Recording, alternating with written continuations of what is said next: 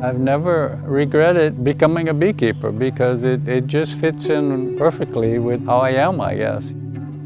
I didn't really get involved with bees until I was 23.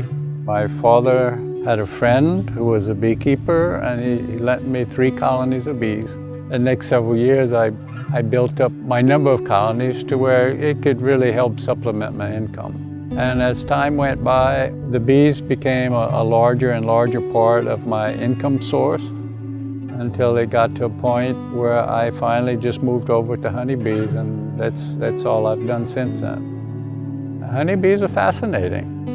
And the fact that you can actually make a good living off of them makes them even more interesting. There was one remaining sugar mill in Maui, and I went there and did some consultant work for 3 weeks, and while I was there, I realized I really liked Hawaii. And I told myself if ever the opportunity presented itself to move to Hawaii, I would do it, and this business was the perfect vehicle for me to do that. When I bought the business, I saw a tremendous opportunity to grow a business to grow. The people are very receptive to honeybees here. There were very limited amount of beekeepers on this side of the island, so I just saw a tremendous potential, and I grew the business as quickly as I could. We went from the 500 to over 5,000 in basically 4 years.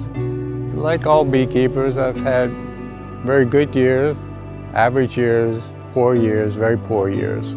Most of the losses that I really think about are the losses where I've lost everything.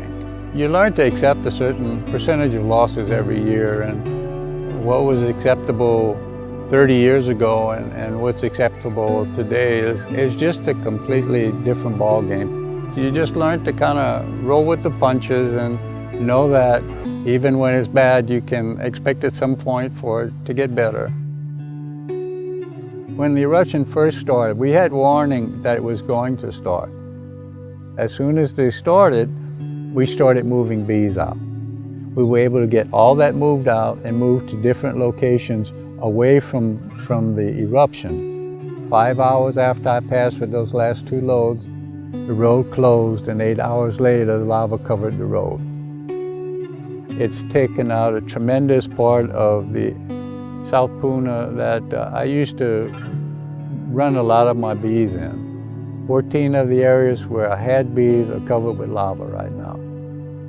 Like everything else, we'll live through it, you know. We'll live through it. I love the business. I guess that's the best explanation for it, you know. If you succeed, you never get out of it.